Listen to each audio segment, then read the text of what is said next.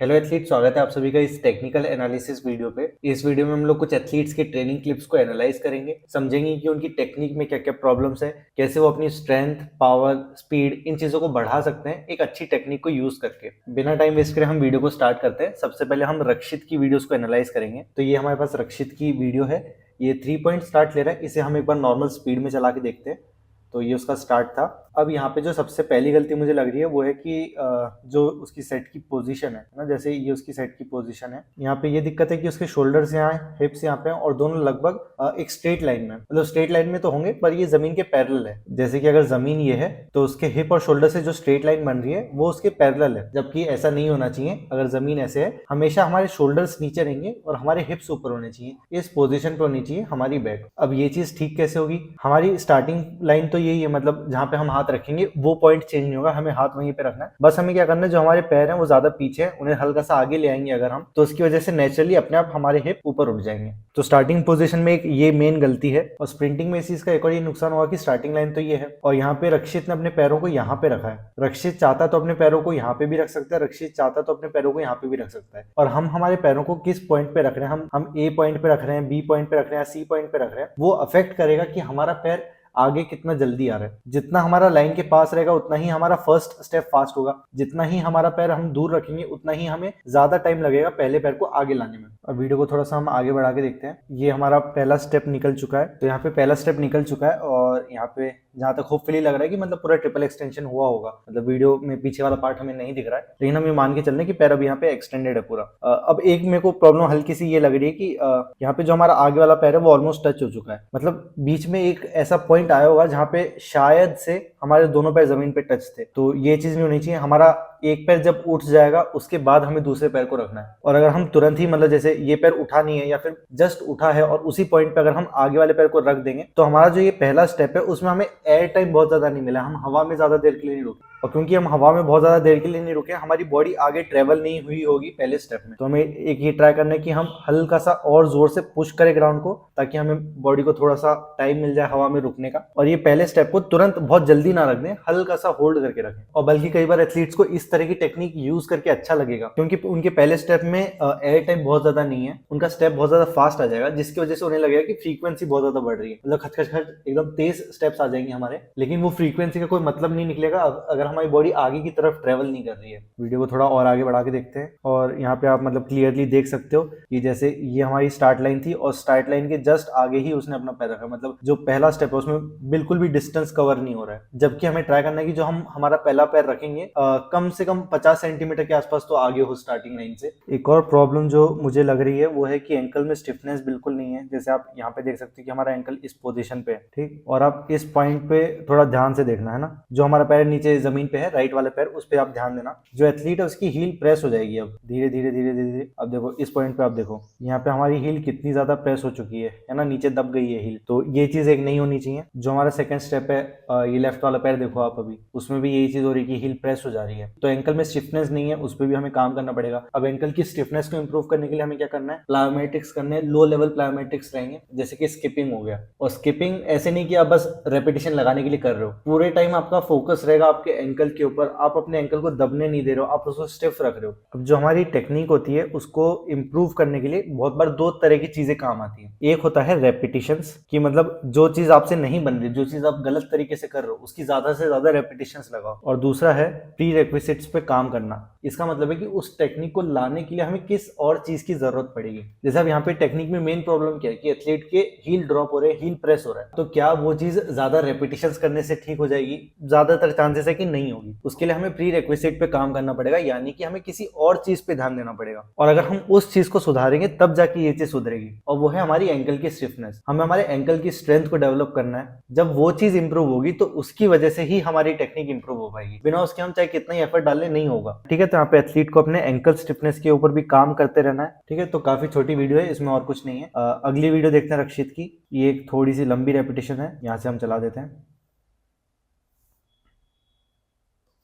तो इस वीडियो में हम टेक्निक को एनालाइज नहीं कर रहे क्योंकि वीडियो एंगल थोड़ा सा गलत है। यहाँ पे हम रक्षित के राइट पैर को देखेंगे, है ना। तो ये रक्षित का राइट पैर यहाँ पे जमीन पे टच हो चुका है और आप देखोगे कि वो यहाँ से हमें देखने में ऐसा लग रहा है कि हिप से बहुत ज्यादा आगे है। आप राइट पैर और लेफ्ट पैर, इन दोनों के बीच में एक अच्छा खासा गैप देख सकते हो। ठीक है, तो काफी सारे एथलीट्स को मालूम है कि हाँ ये चीज गलत है, लेकिन जब हम वीडियो को थोड़ा सा आगे बढ़ाएंगे तो यहाँ पे हमें ऐसा लग रहा है कि वो ऑलमोस्ट हिप के नीचे आ रहा है, दोनों पैरों के बीच में यहाँ पे गैप नहीं है। तो यहाँ पे बहुत बार एथलीट्स अपने दिमाग में गलत चीजें बिठा लेते हैं, उन्हें ये चीज लगने लगती है कि जब वो राइट पैर को रख रहे तब गैप बन रहा है, लेफ्ट पैर को रख रहे तब गैप नहीं बन रहा है, जबकि वो दिक्कत हमारे टेक्निक में नहीं है, वो दिक्कत वीडियो एंगल्स में रहती है। अगर हम इस एंगल से, टेढ़े एंगल से बनाएंगे तो हम टेक्निक को बहुत ज्यादा अच्छे से चेक नहीं कर पाएंगे। अगर हमें टेक्निक को अच्छे से चेक करना है तो हमें साइड एंगल से बनाना पड़ेगा, क्योंकि अगर हम वीडियो को थोड़ा आगे बढ़ाएंगे तो जहाँ पे एथलीट फिनिश कर रहा है उस पॉइंट पे आप देखो, जब उसका राइट पैर टच हो रहा है, जैसे ऑलमोस्ट यहाँ पे है, यहाँ पे जैसे एथलीट ने बॉडी को छोड़ दिया था, पर फिर भी अगर हम देखेंगे तो यहाँ पे हमें वो जो गैप पैरों के बीच में था वो बहुत ज्यादा नहीं दिख रहा है। और अगर नॉर्मली एथलीट स्प्रिंट करते हुए जाता तो हो सकता है कि ये गैप और ज्यादा कम रहता। तो इसलिए अगर हम अपनी टेक्निक को एनालाइज करने के लिए वीडियोस बना रहे हैं तो बहुत बार हमें एंगल्स पे जरूर ध्यान देना है। अभी रक्षित की कंटिन्यूस ब्रॉड जंप वाली वीडियो है। अब इस वीडियो में एक चीज मुझे थोड़ी सी अलग लग रही है, और वो ये है कि रक्षित अपने हाथों को नीचे बहुत ज्यादा फोर्सफुली लेके आ रहा है, लेकिन ऊपर उतना ज्यादा फोर्स के साथ नहीं लेके आ रहा है। जैसे यहाँ पे अब रक्षित के हाथ ऊपर है, अब जब ये अपने हाथों को ऊपर से पीछे की तरफ लेके आएगा, जो ये वाला मूवमेंट है वो बहुत ज्यादा स्पीड में, वो बहुत ज्यादा फास्ट हो रहा है, लेकिन जब वो हाथ पीछे आ जा रहे हैं ये वाली पोजीशन पे और हम यहाँ से जब जंप करेंगे और अपने हाथों को आगे की तरफ उठाएंगे, वो वाला मूवमेंट थोड़ा सा स्लो हो रहा है। एक बार मैं वीडियो को पूरा स्टार्टिंग से चला के देखता हूँ और यहाँ पे आप एक बार नोटिस करने की कोशिश करना, जैसे हाथ नीचे बहुत ज्यादा फास्ट जा रहे हैं लेकिन ऊपर जब आ रहे हैं वो बहुत ज्यादा स्लो लग रहा है मुझे। लेकिन इस टाइप की जो चीजें रहती है ये अगर हम सामने से देख रहे हैं तो हमें ज्यादा अच्छे से समझ में आएगा। वीडियो में जितना मुझे समझ में आया उतना मैंने बताया, क्योंकि अगर हम कार को अपनी तरफ आते हुए की एक वीडियो रिकॉर्ड करेंगे और वो यहाँ पे चला दूंगा, मतलब बहुत ज्यादा स्पीड में कार अपने कैमरा की तरफ आ रही है, तो हमें उतना ज्यादा डर नहीं लगेगा, हमें वो स्पीड फील नहीं होगी। लेकिन वहीं पे अगर हम एक्चुअली रोड के ऊपर खड़े और सामने से कार को आते हुए देख रहे हैं तब हमें उसकी जो स्पीड है वो स्पीड का एहसास होता है कि हाँ वो चीज सही में बहुत ज्यादा तेज आ रही है। तो इसलिए कोई भी मूवमेंट स्पीड में है या स्लो है वो हम वीडियोस के थ्रू बहुत ज्यादा अच्छे से जज नहीं कर पाते, अगर हम सामने से देखते हैं तो बेहतर हमें समझ में आता है। अब इसके बाद अगली एक्सरसाइज है सिंगल आर्म डंबल स्नैच। तो इस चीज को हमने टेस्ट किया था पावर टेस्ट के टाइम पे।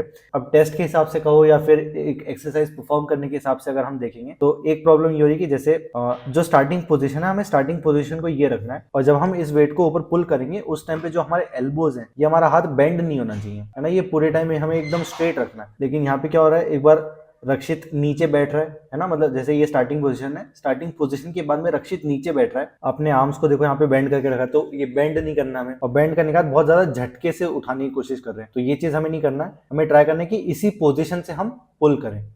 बाकी आगे का अगर हम देखेंगे तो यहाँ पे एक चीज मुझे लग रही है कि जो हमारे पैर है वो कंप्लीटली एक्सटेंड नहीं हुए, हमारा घुटना मुड़ा हुआ है, जबकि एक पॉइंट ऐसा आना चाहिए जहाँ पे हमारे पैर ऑलमोस्ट स्ट्रेट हो चुके हैं। और आगे बढ़ा के देखते हैं।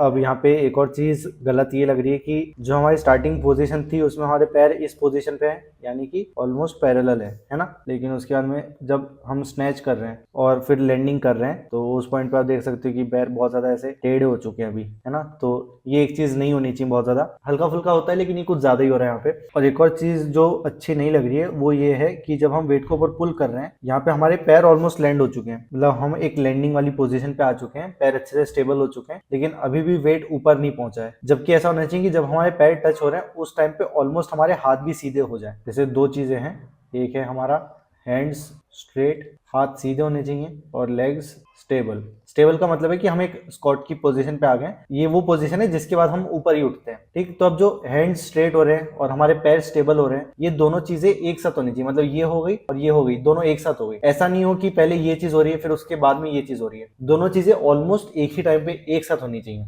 अब इसके बाद में रक्षित की ये स्लेड वाली वीडियो है, इसको एक बार देख लेते हैं। हाँ, इस वीडियो में अब बहुत ज्यादा ऐसे कुछ दिक्कत नहीं लग रही है, क्योंकि जब भी हम हैवी वेट के साथ स्लेड करते हैं तो उसमें हमारी टेक्निक ऑलमोस्ट एकदम परफेक्ट ही आती है हमेशा। जैसे इस स्टेप पे आप देख सकते हो हमारा ग्राउंड कांटेक्ट हमारे हिप के जस्ट नीचे हो रहा है। एक ये चीज बस हल्की सी गलत लग रही है कि यहाँ पे पूरा ट्रिपल एक्सटेंशन नहीं हो रहा है, हमारा नी हल्का सा मुड़ा हुआ है, जबकि जब हम ग्राउंड को पुश करें तो पूरा पैर स्ट्रेट हो जाना चाहिए। क्योंकि मान लो कि अगर आप स्क्वाट कर रहे हो और आप इतना नीचे बैठ रहे हो या फिर इतना नीचे बैठ रहे हो या फिर एक क्वार्टर स्क्वाट कर रहे हो, ये हमारा हाफ स्क्वाट हो गया, ये क्वार्टर टाइप का हो गया, और ये लो क्वार्टर मान लो आपकी, बहुत ही कम क्वार्टर स्क्वाट। अगर आप इस एंगल से वेट उठाना चाहोगे तो आप बहुत ज्यादा नहीं उठा पाओगे, आप 100 किलो उठा लोगे। लेकिन अगर आपको सिर्फ इतना ही नीचे बैठ के ऊपर उठना है तो हम 130 किलो के आसपास उठा लेंगे। लेकिन अगर आपको बोलेंगे सिर्फ इसी एंगल से आपको उठाना है तो यहाँ से तो हम बहुत ही ज्यादा वेट उठा सकते हैं, हम 180 के आसपास उठा लेंगे। ठीक है, तो जितना हमारा बड़ा जॉइंट एंगल रहता है हम उतना ही ज्यादा वेट उठा पाते हैं, जितना छोटा जॉइंट एंगल रहेगा हम उतना कम वेट उठा पाएंगे। लेकिन यहाँ पे क्या हो रहा है, जो हमारा सबसे बड़ा जॉइंट एंगल है जहां से हम मैक्सिमम फोर्स लगा सकते हैं, ज्यादा जोर से पुश कर सकते हैं, हम उसी पार्ट को छोड़ दे रहे हैं, उसको यूज नहीं कर रहे हैं। तो एक इस चीज पे हमें सुधार करना है। बाकी एक ये चीज लग रही है कि स्ट्राइड लेंथ बहुत ज्यादा छोटी है, मतलब बहुत छोटे छोटे स्टेप्स आ रहे हैं यहाँ पे, भले स्लाइड के साथ करें लेकिन हमें ट्राई करना है कि हम थोड़ी सी और लंबी स्ट्राइड लेंथ ला पाए। रक्षित के बाद हम खुशहाल की टेक्निक को देखते हैं। ये खुशहाल ने 60 मीटर लगाई थी। अब कुछ चीजें ठीक हैं इस वीडियो में, जैसे यहाँ पे हम देख सकते हैं कि जब हमारा ग्राउंड कांटेक्ट हो रहा है तब हिप के ऑलमोस्ट नीचे है पैर, दोनों पैरों के बीच में बहुत ज्यादा गैप नहीं है। बस एक चीज लग रही है कि जो लेग्स हैं वो बहुत ज्यादा ऊपर नहीं उठ रहे हैं, काफी लो एंगल है ये। अब जो ये टेस्ट था इसमें हमने 2 कोन रखे थे, एक ये 40 मीटर पे था और इसके बाद में जो अगला कोन है वो 50 मीटर पे है। इसके बीच में हम कितने स्टेप्स ले रहे हैं एक बार वो देखते हैं। तो यहाँ से क्लियरली समझ में नहीं आ रहा है कि कब हमने वो कोन को क्रॉस किया। फिर भी हम मान लेते हैं कि यहाँ पे आधा स्टेप हो चुका था वो कोन के आगे, और यहाँ से हम काउंट करते हैं। ये हमारा पहला स्टेप है, इसके बाद में ये दूसरा, फिर तीसरा और ये चौथा। तो ऑलमोस्ट हमारे लगभग शायद 5 स्टेप आ रहे हैं, 5 से हल्का फुल्का ज्यादा ही आ रहे होंगे। और 10 मीटर अगर हम कवर कर रहे हैं 5 स्टेप में तो वो हल्का सा ज्यादा है। हमें ट्राई करना है कि ये 4.5 के आसपास तो हो कम से कम, यानी कि अभी जो खुशहाल स्टेप्स ले रहा है वो उसकी लेंथ 2 मीटर के अप्रोक्स है। हम किस सरफेस पे दौड़ रहे हैं और शूज में दौड़ रहे हैं, स्पाइक्स में दौड़ रहे हैं, उन चीजों का भी फर्क पड़ता है हमारी स्ट्राइड लेंथ पे। लेकिन फिर भी मुझे ऐसा देखने में लग रहा है कि स्ट्राइड लेंथ अभी काफी ज्यादा कम है। तो एक इस चीज पे इस एथलीट को ध्यान देना है, और उसके लिए मतलब मेन चीज रहती है हमारी स्ट्रेंथ, हम ग्राउंड को कितना फोर्सफुली पुश कर पा रहे हैं। अब इसके बाद में हम केशव की लॉन्ग जंप को देखते हैं कि खराब क्वालिटी है वीडियो की तो इसमें थोड़ी बहुत दिक्कतें होंगी अपने को। यहाँ पे टेक ऑफ के टाइम पे एक ये चीज लग रही है कि जो एथलीट है उसके पैर स्ट्रेट नहीं है, मतलब जब हमारा पैर टेक ऑफ बोर्ड के ऊपर रखा जाता है उस पॉइंट पे हमारे हिप्स से वो एक स्ट्रेट लाइन में होना चाहिए। इस पॉइंट पे हमारे नी बेंड नहीं होनी चाहिए, एकदम स्ट्रेट हमें पैर को रखना है टेक ऑफ बोर्ड पे। तो ये एक चीज नहीं हो रही है, हल्का सा नी बेंड है यहाँ पे। जो टेक ऑफ बोर्ड पे जब हम पैर को रखते हैं वो हमें एक हल्का सा ब्लॉक टाइप करना है कि पैर एकदम स्ट्रेट, और उसको हमने ब्लॉक कर दिया वहां पे, क्योंकि उसकी वजह से हमारे जॉइंट्स में वो एनर्जी स्टोर होगी और फिर एक अच्छा टेक ऑफ आएगा। ये सेम ऐसा है कि जैसे अगर ये रोड है और हम एक कार को चला रहे हैं, पूरी स्पीड अच्छी तेज स्पीड से जा रही है ये कार, तो अगर ये कार बहुत ज्यादा तेज जा रही है और अगर हम बीच में कुछ भी ऐसा बहुत बड़ा पत्थर सा ऐसा कुछ रख देंगे कि जब उससे टकराएगी तो ये अपने आप उछल जाएगी, है ना। मतलब कार जा तो सीधे रही थी लेकिन क्योंकि कार को किसी भी एक चीज ने ब्लॉक कर दिया उसका रास्ता, तो उसकी वजह से बहुत बार क्या होगा कि कार यहाँ से अपने आप उछल जाएगी। तो सेम उसी तरीके से जब हम लॉन्ग जंप के रनवे पे दौड़ के आ रहे हैं तो जो हमारा टेक ऑफ बोर्ड है वहां पे हमें पैर को इस तरीके से रखना है कि वो एक हल्का सा ब्लॉक हो, तो उससे हमारे जॉइंट्स में एकदम से बहुत ज्यादा एनर्जी स्टोर हो जाती है और एक अच्छा हमें टेक ऑफ मिलता है। अब इसके बाद में फ्लाइट टेक्निक में अगर हम देखेंगे तो जैसे अब एथलीट ने टेक ऑफ कर लिया तो हमने जो पैर आगे उठाया है इसको हम घुमा के फिर पीछे लेके आते हैं, और वो करते टाइम हमारा नी स्ट्रेट होगा बीच में हवा में एक बार। जैसे कि अगर हम वीडियो को थोड़ा आगे बढ़ाएंगे तो जैसे यहाँ पे हम देख सकते हैं कि एथलीट का पैर सीधे हो चुका है, तो ये हम देख सकते हैं कि पैर सीधा हो गया। तो ये चीज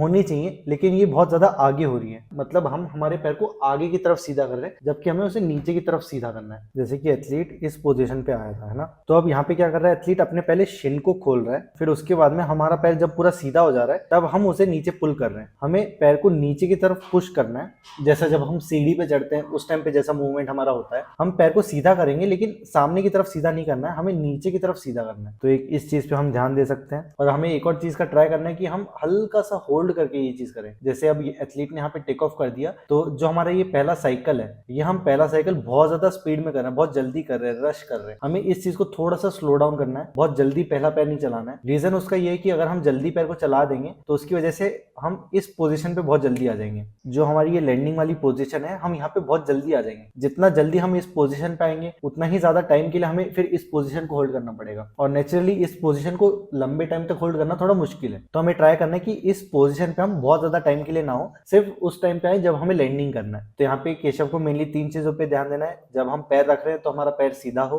जब जंप कर ले रहे हैं तो पहला पैर जो घुमा रहे हैं वो हमें सामने की तरफ से नहीं घुमाना है, नीचे की तरफ घुमाना है। और जो पहला साइकिल है वो हमें ट्राई करना थोड़ा सा कंट्रोल करने का, जिससे हम लैंडिंग की पोजीशन पे थोड़ा सा लेट आए। इसके बाद हम अंकुश की वीडियो को देखते हैं। तो ये अंकुश स्प्रिंट कर रहा है। अब यहाँ पे मुझे हल्का सा लग रहा है कि बैक किक थोड़ी सी हो रही है, बहुत ज्यादा नहीं, हल्की सी। हमारी बैक किक हो रही नहीं हो रही है, ये चेक करने के लिए हम मेनली दो चीजों को देखते हैं। पहला है कि जब हम हमारे पैर को उठा रहे हैं तो वो पैर ऊपर उठना चाहिए। अगर वो नीचे अगर वो बहुत ज्यादा ऊपर नहीं उठ रहा है, हल्का सा नीचे, तो चांसेस है कि हमारी बैक किक हो रही होगी। दूसरी चीज हमें चेक करनी है कि जो हमारा पीछे वाला पैर है वो इस पोजीशन पे नहीं आना चाहिए। कि मतलब जैसे अगर ये हमारा जो पीछे वाले पैर का थाई है ये पीछे है, ये तो चलेगा, कोई दिक्कत नहीं है। लेकिन हमने हमारे काफ को बहुत ज्यादा बेंड करके रखा है अंदर की तरफ, और जो हमारा फुट है वो हल्का सा इस पोजीशन पे एकदम फ्लैट है। मतलब मानो कि उसके ऊपर हम पानी का ग्लास रख देंगे तो पानी नहीं गिरेगा। ठीक है, तो दो चीजों को चेक करना है, आगे वाला पैर नहीं उठ रहा है और पीछे वाला पैर भी इस पोजीशन पे आ गया है। अगर ये दो चीजें हो रही है तो फिर वो हम बैक किक कह सकते हैं उसको। तो अब यहाँ पे हम अंकुश को देखते हैं कि जैसे पैर उठा रहा है तो मैक्सिमम इस पॉइंट तक उठ रहे हैं, तो ये मुझे हल्का सा कम लग रहा है और अच्छा खासा उठ सकता है। और जो पीछे वाला पैर है ये जैसे इस स्टेप पे मुझे हल्का सा लग रहा है कि पीछे की तरफ फ्लैट है। जैसे कि जब हम दौड़ रहे हैं तो हम एक बार इस पोजीशन पे आएंगे कि हमारा एक पैर आगे है एक पैर पीछे है। तो जो हमारा पीछे वाला पैर है ये हमें बहुत ज्यादा ऐसे ऊपर की तरफ नहीं उठाना है कि मतलब ये ऐसे उठ गया, और जो हमारा ये पीछे वाला टो है ये एकदम हमने फ्लैट छोड़ के रखा है कुछ इस तरीके से, है ना। देखो एकदम फ्लैट है हमारा पैर, जहां पे हमारा हिप है उसी लेवल तक हमारा पैर उठ गया और पैर एकदम ऐसे फ्लैट है, तो ये हम बैक किक कहते हैं इसको, है ना। अब ये चीज को सुधारना है तो हमें क्या करना पड़ेगा, जैसे ही हमारा टो ऑफ हो जाता है, जब हम ग्राउंड को पीछे पुश करेंगे तो हमारा पैर एक बार इस पोजीशन पे आएगा। तो बहुत बार एथलीट्स क्या करते हैं, इस पोजीशन पे आने के बाद बस अपने घुटने को मोड़ लेते हैं, जिसकी वजह से ये चीज हो रही है। चलो ठीक है, घुटना तो मोड़ रहा आप चलेगा, लेकिन घुटना मोड़ने के साथ साथ हमें एंकल को भी टाइट करना है ना। ये एंकल रिलैक्स्ड है, इसको हमें टाइट करना है। अभी देखो टाइट हो गया। हमें क्या करना है, पैर को जब उठा रहे हैं पीछे तो उसके साथ साथ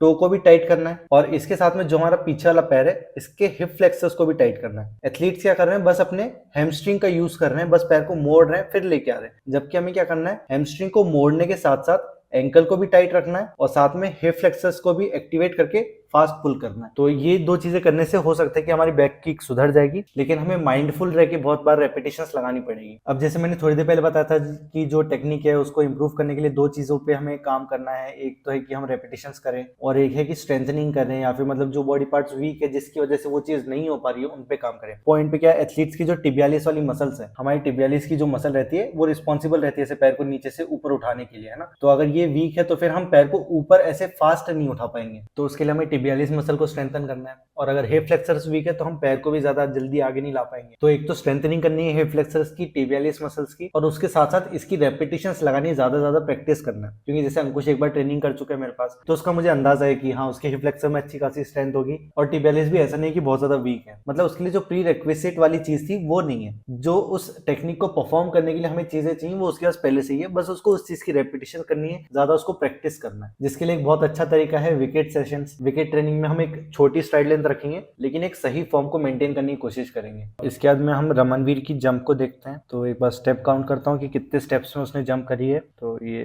1 2 3 4 5 6 7, तो ये अराउंड 14 स्टेप थे शायद से। तो यहाँ पे मेन एक ये चीज़ स्टिफनेस वाली लग रही है कि नीज में बहुत ज़्यादा स्टिफनेस नहीं है, पैर काफ़ी ज़्यादा मुड़े हुए हैं, जबकि हमें एक टॉल पोजीशन पे रहना है। अगले स्टेप में भी हम देख सकते हैं कि नी काफ़ी ज़्यादा बेंड हो रहे हैं। और फिर जो सेकंड लास्ट स्टेप है ये तो सही है, मतलब लॉन्ग जंप से एक स्टेप पहले जो हम पैर रखते हैं उस पॉइंट पे तो हमारे घुटने मुड़ने चाहिए, ताकि हमारे जो हिप्स हैं वो थोड़े लो जाएं, हम एक स्क्वाटेड पोजीशन पे आ जाएं टेक ऑफ के टाइम पे, और फिर एक अच्छा जंप कर पाएं। और सेम केशव के जैसे रमनवीर में भी वही प्रॉब्लम हो रही है कि हमारा पैर पहले से मुड़ा हुआ है हल्का सा, जबकि हमें ट्राई करना है कि यहाँ पे हम हमारे पैर को एकदम स्ट्रेट रखें और उसके बाद हमारा नी बेंड हो। अब इसके अंदर जो ये वाला टेक ऑफ वाला पार्ट है, इसमें आर्म एक्शन पे हमें एक चीज को सुधारना है, और वो ये है कि जैसे जब हम इस पोजिशन पे आ रहे हैं तो हमारा ये राइट वाला हाथ पीछे है, लेफ्ट वाला हाथ आगे है। इसके बाद होना चाहिए कि राइट वाला हाथ आगे आ जाए और लेफ्ट वाला हाथ पीछे चल जाए, जबकि जो लेफ्ट वाला हाथ है वो पीछे जाने के बजाय साइड में हो रहा है। हाथ पीछे नहीं गया, रमनवीर ने साइड में हाथ को उठा लिया। तो एक ये चीज हमें सुधारनी है। और सेम केशव की तरह ये भी अपने पैर को सामने की तरफ एक्सटेंड कर रहा है, जबकि हमें नीचे की तरफ एक्सटेंड करना है। अब इसके बाद में एक बार रमनवीर का एयर टाइम देखते हैं, मतलब वो हवा में कितनी देर के लिए रुका था। तो रमनवीर का एयर टाइम ऑलमोस्ट 0.70 सेकेंड्स आ रहा है, तो बहुत ज़्यादा खराब नहीं है, एक डिसेंट टाइम है। और अगर हम हमारे टेक ऑफ के फुट प्लेसमेंट को थोड़ा सा सुधार लेंगे तो ये एयर टाइम और ज़्यादा हम बढ़ा सकते हैं, लेकिन फिर भी 0.70 एयर टाइम अच्छा खासा है। इससे हम इजीली कम से कम 650 से 7 मीटर तक की जंप लगा सकते हैं अगर हमारी स्पीड अच्छी खासी है और हम लास्ट के कुछ स्टेप्स में स्लो नहीं हो रहे हैं। तो इसलिए सेम अभी हम रमनवीर के वर्कआउट में स्पीड पे ही काम करेंगे। अभी रमनवीर के बाद में मैंने 4-5 एथलीट्स के और वीडियोस को एनालाइज किया था, लेकिन वॉइस रिकॉर्डिंग के टाइम पे कुछ प्रॉब्लम हो गई जिसकी वजह से पूरी ऑडियो रिकॉर्ड नहीं हुई। तो बाकी एथलीट्स की वीडियोस को हम नेक्स्ट वीक वाली वीडियो में एनालाइज करेंगे। और अगर आप चाहते हो कि मैं आपकी वीडियोस को भी एनालाइज करूं, आपकी गलतियों को बताऊं, तो उसके लिए आप मुझसे ट्रेनिंग ले सकते हो, जिसकी डिटेल के लिए आप मुझे इस नंबर पर मैसेज कर देना। अब हम अगले वीडियो में मिलेंगे, तब तक के लिए बाय बाय और आपके ट्रेनिंग के लिए ऑल द बेस्ट।